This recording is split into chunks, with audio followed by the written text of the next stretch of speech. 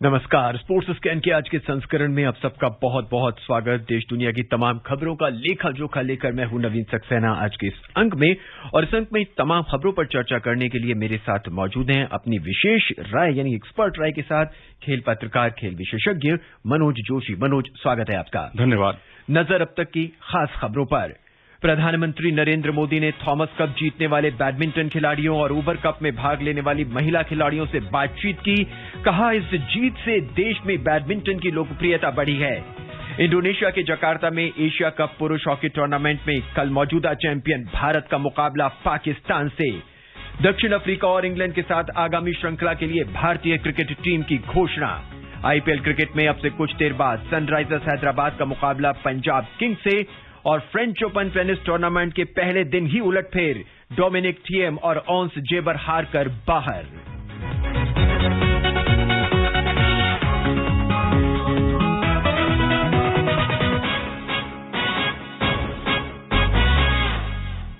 मनोज, भारतीय बैडमिंटन खिलाड़ियों ने इस बार जबरदस्त प्रदर्शन किया है और इंडोनेशिया के घर में ही जाके उन्हीं के खिलाड़ियों को हराकर थॉमस कप अपने नाम किया है। और ये एक ऐसी ऐतिहासिक जीत है 70 वर्षों में, जिसे कभी भुलाया नहीं जा सकता। और तमाम खिलाड़ियों की हमारे प्रधानमंत्री जी ने प्रशंसा की है और आज सुबह उनसे बातचीत भी की। जी हाँ, निश्चित तौर पर बहुत बड़ी उपलब्धि है। 73 वर्षों में ऐसा पहला लम्हा आया है जब भारतीय टीम थॉमस कप का खिताब जीतने में कामयाब हुई। इससे पहले हमें इंडिविजुअल जो है कामयाबियां मिलती रही, चाहे वो वर्ल्ड चैंपियन बनी हो पीवी सिंधु, या ओलंपिक में हमें लगातार मेडल मिले हों, या फिर गोपीचंद या प्रकाश पादुकोण की उपलब्धि हो, लेकिन ये उपलब्धि विशिष्ट है। प्रधानमंत्री नरेंद्र मोदी ने कहा कि खिलाड़ियों का ये जज्बा, हाँ हम ये कर सकते हैं, भारत की नई शक्ति बन गया है। श्री मोदी ने इस टीम के सदस्यों लक्ष्य सेन, किदाम्बी श्रीकांत, एचएस प्रणय और डबल्स जोड़ी सात्विक साईराज चिराग शेट्टी की प्रशंसा की। आप लोगों ने जिस तरह उबेर कप में खेला, मैं पक्का मानता हूं देश इससे बहुत ही गौरवान्वित है। ठीक है, आज मनचाहा परिणाम नहीं मिला होगा, लेकिन मुझे पक्का विश्वास है कि आप जो चाहते हैं वैसा रिजल्ट मिलने वाला है और आप ही की टीम को मिलने वाला है। आपने देश की युवा पीढ़ी को नए उत्साह, नई ऊर्जा से भर दी और ये बीते 7 दशक में, यानी 125 करोड़ का देश, इतना इंतजार करना पड़ा। 7 दशक में हमारे खिलाड़ियों की न जाने कितनी पीढ़ियां, जिसने भी बैडमिंटन को समझा होगा उसने सपना देखा होगा, वो सपना आपने पूरा किया है। प्रधानमंत्री ने कहा कि इस टीम ने इस खिताब के लिए देश के 7 दशकों के इंतजार की घड़ियां समाप्त कर दी, नई ऊर्जा का संचार किया। प्रधानमंत्री ने कहा कि खिलाड़ियों की इस सफलता ने समूचे देश के खेल जगत को आत्मविश्वास से सराबोर कर दिया। थॉमस कप का वो फाइनल मुकाबला अभी भी मुझे याद है। किदाम्बी श्रीकांत खेल रहे थे और जब उन्होंने अपना आखिरी पॉइंट लिया, उसके बाद जो खुशी का इजहार किया वो देख नहीं बनता था। ऐतिहासिक जीत भारत की। जी हाँ, बिल्कुल। उस वक्त ऐसा लग रहा था कि ये लम्हा बस यहीं थम जाए और इस तरह की उपलब्धियां भारत को मिलती चली जाएं, क्योंकि अगर आप देखें तो लक्ष्य सेन से शुरुआत हुई थी भारतीय टीम की, और लक्ष्य सेन ने जिस तरह से टोक्यो ओलंपिक के मेडलिस्ट को शिकस्त दी वो काबिले तारीफ था। हालांकि पहले गेम में वो पिछड़ गए थे, हार गए थे पहला game.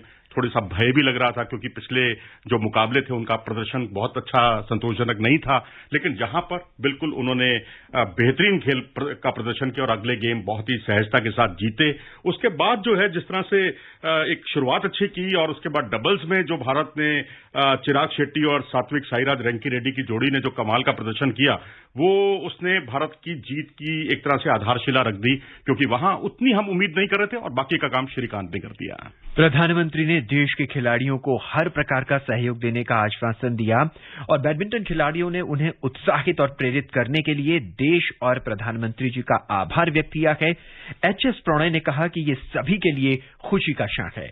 It's been a very happy moment for all of us because we won the Thomas Cup after 73 years, and I think even more proud moment because we could win it for a country on our 75th year of independence. So I think that's a great gift for the country and I'm really happy. वहीं उबर cup में महिलाओं की team में शामिल 14 वर्षीय उन्नति हुड्डा ने कहा कि प्रधानमंत्री की यह खास बात है कि वो कभी भी पदक विजेता और पदक न जीतने वालों के बीच अंतर नहीं करते और सबकी प्रशंसा करते हैं। उन्नति Hooda. Because I'm part of here, I'm feeling very happy today. और सर मुझे एक चीज बहुत मोटिवेट करती है कि आप कभी भी जो मेडलिस्ट है और जो नॉन मेडलिस्ट है उसके बीच में डिस्क्रिमिनेशन नहीं करते हैं। इस टूर्नामेंट से बहुत कुछ एक्सपीरियंस मिला और बहुत कुछ सीखने को भी मिला और बॉयज की टीम जीती और अच्छा फील भी हुआ और यूं भी सोचा है कि अगली बार गर्ल्स की टीम को भी जीतना है और मेडल लाना है। मनोज, एक नया चलन निकला है। अब सिर्फ खिलाड़ी पदक ही नहीं जीतते हैं, पदक जीतने के बाद उन्हें एक उम्मीद रहती है कि शायद अब फोन आएगा प्रधानमंत्री जी का, और ये शायद पदक जीतने से भी एक बहुत बड़ी बात है। जी बिल्कुल, ये जो है प्रधानमंत्री अगर संपर्क करते हैं तो ये एक तरह से टॉनिक का काम करता है। आप देखिए ओलंपिक में इतने पदक पहले कभी नहीं मिले, पैरालंपिक में इतने पदक पहले कभी नहीं मिले, थॉमस कप पहली बार हम जीते। अभी पिछले दिनों निखत जरीन वो भी वर्ल्ड चैंपियन बनी है अरसे के बाद, मैरी कॉम के बाद। तो ये सारी उपलब्धियां दर्शाती हैं कि हम बिल्कुल सही ट्रैक पर जा रहे हैं और सरकार जो दिशा निर्देश दे रही है उनको सही तरीके से क्रियान्वित किया जा रहा है। और इस बातचीत में भारत के बेस्ट शटलर किदाम्बी श्रीकांत ने कहा कि खिलाड़ियों को हमेशा गर्व होगा कि उन्हें प्रधानमंत्री जी का पूरा सहयोग मिला है। उन्होंने कहा कि यह अतुलनीय है कि सभी खिलाड़ियों को अच्छा प्रदर्शन करने के लिए हमेशा प्रेरित किया जाता है। बहुत बहुत थैंक यू सर, आपने इतना इम्पोर्टेंट टाइम से हमको टाइम लेके हमारे मैच के बाद तुरंत आपने कॉल करके हम सबसे बात किया sir. And I can very proudly say that no other athlete in the world can boast about this sir. Only we have this privilege of talking to you immediately after. प्रधानमंत्री ने देश की ओर से समूची टीम को बधाई देते हुए कहा कि ये कोई छोटी उपलब्धि नहीं है। भारत की पुरुष बैडमिंटन टीम ने थॉमस कप फाइनल में इंडोनेशिया को 3-0 से हराकर शानदार जीत के साथ 73 साल में पहली बार ये खिताब जीता। इससे पहले भारतीय टीम कभी थॉमस और उबर कप के फाइनल में नहीं पहुंची थी। थॉमस एंड उबर कप यानी बैडमिंटन के बाद अब आपको लिए चलते हैं हम सीधा हॉकी के ग्राउंड में। एक हाई वोल्टेज मुकाबला होने वाला है कल। इंडोनेशिया के जकार्ता में कल से शुरू हो रही है एशिया कप पुरुष हॉकी टूर्नामेंट की प्रतियोगिता। मौजूदा चैंपियन भारत कल अपने अभियान की शुरुआत करेगा। वीरेंद्र लाकड़ा की कप्तानी में भारतीय टीम कल पाकिस्तान के साथ खेलेगी। सुनते हैं ये रिपोर्ट। मौजूदा champion Bharat Asia cup hockey में कल अपने अभियान की शुरुआत चिर प्रतिद्वंद्वी पाकिस्तान के खिलाफ GBK एरेना में करेगा। भारत ने 2017 में ढाका में आयोजित फाइनल में मलेशिया को 2-1 से हराया था। भारत और पाकिस्तान ने 3-3 बार टूर्नामेंट जीता है, जबकि दक्षिण कोरिया सबसे सफल टीम है जिसने पिछले 10 सीजनों में 4 बार खिताब जीता है। पूल ए में भारत, जापान, पाकिस्तान और मेजबान इंडोनेशिया, जबकि पूल बी में मलेशिया, कोरिया, ओमान और बांग्लादेश की टीम शामिल है। भारत ने अनुभवी वीरेंद्र लाकड़ा को कप्तान और SV सुनील को उप कप्तान के साथ एक युवा टीम का चयन किया है, जबकि टोक्यो ओलंपिक खेलों में स्टार कलाकार सिमरनजीत सिंह चोट के बाद वापसी कर रहे हैं। टीम को 2 बार के ओलंपियन और पूर्व कप्तान सरदार सिंह अपने कोच के रूप में निर्देशित करेंगे। पाकिस्तान के खिलाफ अपने मैच से पहले लाकड़ा और सुनील ने युवा खिलाड़ियों को उच्च दबाव वाले खेल में मार्गदर्शन करने की आवश्यकता पर जोर दिया। कल के हाई वोल्टेज मैच में देखना होगा कि मौजूदा चैंपियन भारत पाकिस्तान के खिलाफ क्या रणनीति अपनाता है। Pushpalata Sharma, sports scan. Manoj, high voltage मुकाबला होगा कल और मौजूदा चैंपियन है भारत और उसको अपनी साख को बरकरार रखना पड़ेगा। जी हाँ बिल्कुल, वीरेंद्र लाकड़ा टीम के कप्तान हैं और टोक्यो ओलंपिक के बाद वो पहली बार उतर रहे हैं। और कई खिलाड़ी, हालांकि रुपिंदर पाल सिंह भी आ गए लेकिन रिस्ट इंजरी की वजह से वो नहीं खेल पा रहे हैं और सिमरन खेल रहे हैं। उसके अलावा उप कप्तान SV सुनील जो कि लंबे समय से टीम के सदस्य नहीं थे क्योंकि टोक्यो ओलंपिक में इंजरी की वजह से वो नहीं खेल पाए थे, उनकी भी वापसी हो गई है। तो वही मैं कहूंगा कि पाकिस्तान की टीम है उसे हम अंडर एस्टिमेट नहीं कर सकते। बेशक उसका प्रदर्शन अब पहले जैसा नहीं रहा, लेकिन अब उन्होंने हाल ही में यूरोप का दौरा किया है। नए कोच हैं उनके, फॉरेन कोच हैं सिगफ्रिड एक्मन, और नीदरलैंड, स्पेन और बेल्जियम के साथ ये टीम खेली है और उन 5 में से 2 मुकाबले जीते भी हैं। तो इस तरह से बहुत ही रोमांचक मुकाबला होगा क्योंकि भारत कई युवा खिलाड़ियों को आजमा रहा है इस टूर्नामेंट के जरिए। अब मनोज, भारत, जापान, पाकिस्तान और मेजबान इंडोनेशिया एक ही ग्रुप के अंदर है। जापान भी अब जिस तरह इसका पिछले कुछ दिनों में अगर खासकर ओलंपिक की बात करें बहुत ही तेज तर्रार प्रदर्शन किया है, कम नहीं आंका जा सकता है जापानी टीम को भी। यानी कि कुल मिला के देखा जाए पूल ए में भारत को कड़े मुकाबले मिलने वाले हैं पाकिस्तान से और जापान से। जी हाँ बिल्कुल, जापान को अब अंडर एस्टिमेट एस्टिमेट नहीं कर सकते। पहले तो आप बहुत बड़े जैसे कहते हैं गोल की झड़ी लगा देते थे, लेकिन पिछले जो एशियाई खेलों में स्वर्ण पदक जो जीता है जापान ने, उसने अपने इरादे जाहिर कर दिए हैं और अब जापान पाकिस्तान निश्चित तौर पर एक कड़ी प्रतियोगिता, कड़ी टक्कर देंगी।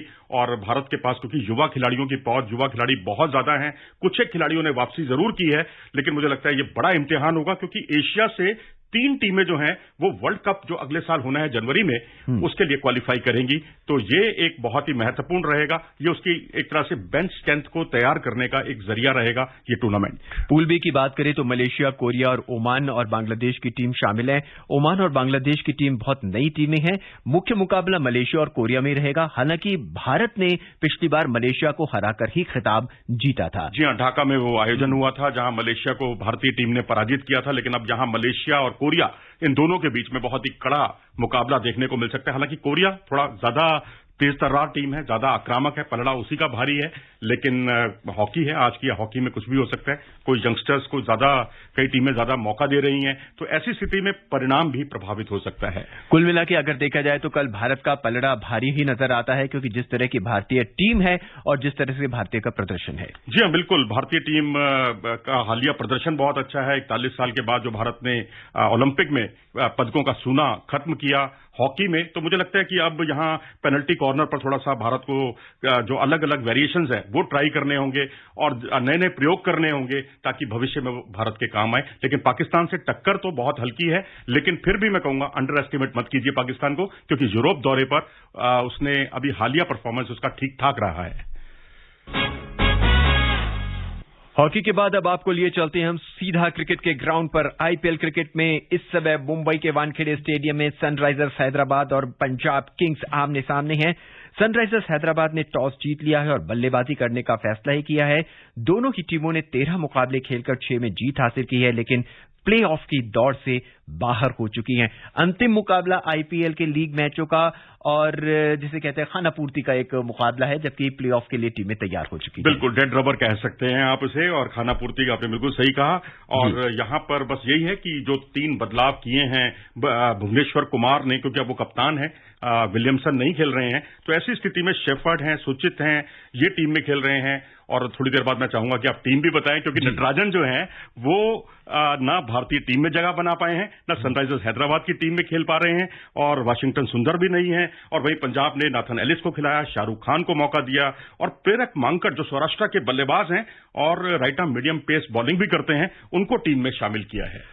मनोज, प्लेऑफ की दौड़ से दोनों ही टीमें बाहर हो चुकी हैं। कल की अगर मुकाबले की बात करें, कल मुंबई इंडियंस खेलती है, दिल्ली कैपिटल्स खेलती है, 2 टीमें खेलती हैं, और जो तीसरी टीम बाहर स्टैंड पे बैठी है वो प्लेऑफ में आ जाती है। यही आईपीएल का रोमांच है कि जो चाबी है वो एक सबसे कमजोर टीम के पास है। जो 10वें नंबर की टीम है वो तय करती है कि जो चौथा स्थान है वो कौन भरेगा। क्या आरसीबी खेलेगी? आरसीबी का विराट की टीम का उन्होंने एक तरह से रास्ता खोल दिया और उनकी बदौलत वो पहुंचे। लेकिन मैं कहूंगा कि ऋषभ पंत की कप्तानी कल बिल्कुल सवालों के दायरे में आ गई। जहां उनको डीआरएस लेना चाहिए था वहां उन्होंने लिया नहीं, और जहां लिया वहां कोई उसकी जरूरत नहीं थी। और उसके अलावा जो रही सही कसर थी वो उनकी फील्डिंग ने पूरी कर दी दिल्ली कैपिटल्स की। कुल मिला के अगर देखा जाए ओवरऑल परफॉर्मेंस, तो ऋषभ पंत की इस पूरे टूर्नामेंट में बहुत आलिया दर्जे की परफॉर्मेंस नहीं रही है, बहुत ही निम्न दर्जे की परफॉर्मेंस रही है। आप भारतीय टीम का हिस्सा हैं, आप भारतीय क्रिकेट टीम के एक विकेट कीपर हैं, बल्लेबाज की के तौर पर आप चौथे और 5वें नंबर पर आते हैं, और इस तरह के अगर खेल का प्रदर्शन करते हैं तो क्या आपको टीम में चुना जाए? दरअसल ऋषभ पंत जो है लगातार आप देखेंगे आईपीएल में उनका परफॉर्मेंस बिल्कुल उत्साहवर्धक कई वर्षों से नहीं रहा है। बस थोड़ी सी राहत इस बार यह है कि कुछ एक जगह वो कैमियो रोल में आए हैं, उन्होंने अपनी स्ट्राइक रेट जो है उसमें सुधार किया है, जो पिछले 2-3 वर्षों में इतनी स्ट्राइक रेट नहीं हुआ करती थी उनकी। लेकिन हाँ, टेस्ट की वो बेहतरीन खिलाड़ी हैं, मैच विनर हैं। लेकिन T20 में अब मुझे लगता है कि कंपटीशन बहुत जबरदस्त हो गया है। दिनेश कार्तिक है, ईशान किशन है, संजू सैमसन है, ये सब खिलाड़ी उन्हें चुनौती दे रहे हैं। अगर यही हाल रहा तो टीम में जगह के लिए उनको दिक्कत आ सकती है भविष्य में। आईपीएल के प्लेऑफ मुकाबले तय हो चुके हैं। सुनते हैं ये रिपोर्ट रवि की। आईपीएल के लीग मैचों के बाद अब प्लेऑफ पर क्रिकेट प्रेमियों की नजरें हैं। आईपीएल प्रेमियों को उम्मीद है कि सभी मैच बहुत रोमांचक होंगे। भारतीय क्रिकेट कंट्रोल बोर्ड ने आज प्लेऑफ मुकाबलों की घोषणा की। मंगलवार को पहला क्वालिफायर मुकाबला गुजरात टाइटंस और लखनऊ सुपर जॉयंट्स के बीच कोलकाता में खेला जाएगा। इसमें जो टीम जीतेगी वो सीधे फाइनल में पहुंच जाएगी। इसके बाद 25 मई को एलिमिनेटर मुकाबला राजस्थान रॉयल्स और रॉयल चैलेंजर बेंगलोर के बीच होगा। ये मैच भी कोलकाता में ही खेला जाएगा। इसमें जो भी टीम हारेगी वो आईपीएल 2022 की रेस से बाहर हो जाएगी। जीतने वाली टीम का पहले क्वालिफायर में हारने वाली टीम से मुकाबला होगा। ये मुकाबला क्वालिफायर 2 के रूप में 27 मई को अहमदाबाद में होगा। इसके बाद क्वालिफायर 2 और क्वालिफायर 1 के मैच जीतने वाली टीमों के बीच फाइनल मुकाबला 29 मई को अहमदाबाद में खेला जाएगा। Ravi Kapoor, sports camp. इस बीच भारतीय क्रिकेट कंट्रोल बोर्ड ने दक्षिण अफ्रीका के साथ अगले महीने होने वाली 5 मैचों की 2020 श्रृंखला और इंग्लैंड के साथ जुलाई में होने वाले एकमात्र टेस्ट के लिए आज भारतीय टीम की घोषणा की है। 2020 श्रृंखला के लिए केएल राहुल को कप्तान बनाया गया है। इसके अलावा मनोज, कई खिलाड़ियों की वापसी हुई है। चेतेश्वर पुजारा पर भी भरोसा दिखाया गया है और उन्हें भी वापस लिया गया है। जी हाँ, टेस्ट टीम में देखा जाए तो बहुत ज्यादा बदलाव नहीं हुए हैं और वही अपेक्षित जैसा उम्मीद की थी वही हुआ है, क्योंकि चेतेश्वर पुजारा ने काउंटी क्रिकेट में इंग्लैंड में जाकर बेहतरीन प्रदर्शन किया है। 2 डबल सेंचुरी, 2 सेंचुरी और शानदार प्रदर्शन, और वो वापसी के हकदार भी हैं। लेकिन वहीं अजिंक्य रहाणे जो फिट नहीं है और आईपीएल के बाद के मैच उन्हें छोड़ने पड़े थे, उसका उन्हें खमियाजा भुगतना पड़ा है। जी, इस बीच हरफनमौला खिलाड़ी हार्दिक पांड्या और दिनेश कार्तिक की टीम में वापसी हो गई है। जिस तरह का उनका प्रदर्शन रहा है हालिया आईपीएल में, और उसे देखते हुए चयनकर्ताओं ने भरोसा दिखाया है उन पर। जी हाँ, ये T20 की टीम की बात आप कर रहे हैं। दक्षिण अफ्रीका के खिलाफ जो 5 मुकाबले होने हैं, तो दोनों बहुत ही अच्छे फिनिशर हैं। अगर दोनों को टीम में एक साथ जगह मिलती है तो अगर एक नहीं भी चले तो दूसरा आपके पास मौजूद है। ये अच्छा प्लान भी भारत लेकर चल रहा है। और मनोज, जिस तरह की बातें हो रही थी उमरान मलिक को लेकर, कभी कह रहे थे उनको टीम में लिया जाएगा, अभी नवोदित खिलाड़ी हैं, अभी उन्हें और प्रैक्टिस करनी चाहिए, लेकिन चयनकर्ताओं ने एक बार फिर अपना विश्वास दिखाया है और उमरान मलिक को T20 में शामिल किया गया और साथ ही अर्शदीप को भी। जी हाँ, बिल्कुल। अर्शदीप को तो मैं कहूंगा एक कवर के तौर पर टीम में रखा गया, क्योंकि हर्षल पटेल जो है पूरी तरह से फिट नहीं है और डेथ ओवर के वो फनकार हैं। अगर वो किसी वजह से नहीं खेल पाते तो अर्शदीप को मौका मिलेगा। लेकिन उमरान मलिक, मैं तो कहूंगा गावस्कर साहब ने बिल्कुल सही कहा है कि इस खिलाड़ी को आप टीम में रखिए, प्लेइंग 11 में खिलाइए या मत खिलाइए, वो बहुत कुछ सीखेगा। क्योंकि आज की वक्त में रफ्तार काफी मायने रखती है, लेकिन ये जितनी मूवमेंट अगर आप दोनों और करानी ये खिलाड़ी सीख जाता है भारतीय टीम में रहकर, तो ये बिल्कुल मील का पत्थर साबित होगा। और आईपीएल के सबसे महंगे खिलाड़ी 16 करोड़ में बिकने वाले ईशान किशन को भी टीम में शामिल किया गया है। भरोसा दिखाया उन पर।